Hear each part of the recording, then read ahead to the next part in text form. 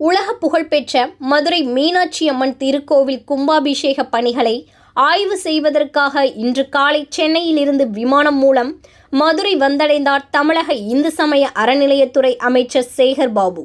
தொடர்ந்து மதுரை விமான நிலையத்தில் செய்தியாளர்களை சந்தித்து அவர் கூறும்போது, உலக புகழ்பெற்ற மீனாட்சி அம்மன் திருக்கோவில் கும்பாபிஷேக தேதி குறித்த கேள்விக்கு, அது சம்பந்தமான ஆய்வு கூட்டத்தில்தான் சென்று கொண்டிருக்கிறேன்.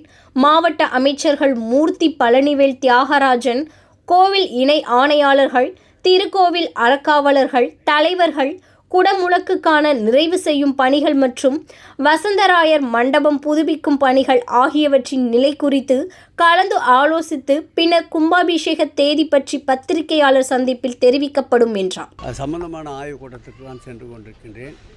இங்கே நம்முடைய அந்த மாவட்ட அமைச்சர் அண்ணன் மூர்த்தி அவர்களும் அன்பிற்கினிய தியாகராஜன் அவர்களும் துறை சார்ந்த ஆணையாளர் மற்றும் கூடுதல் ஆணையாளர், இணை ஆணையாளர்கள், அந்த திருக்கோயிலுடைய அறங்காவலர் குழு தலைவர், அறங்காவலர் குழு உறுப்பினர்களோடு கலந்து ஆலோசித்துவிட்டு அங்கேயே நிருபர்களை சந்திக்கின்றோம். குடமுழுக்கிற்கான நிறைவு செய்ய வேண்டிய பணிகள் மற்றும் வசந்தராயர் மண்டபம் புதுப்பிக்கின்ற பணிகள் ஆகியவற்றின் நிலை குறித்து கலந்து ஆலோசித்த பிறகு குடமுழுக்கு தேதியை பற்றி பத்திரிகையாளர் சந்திப்பில் தெரிவிக்கின்றேன்.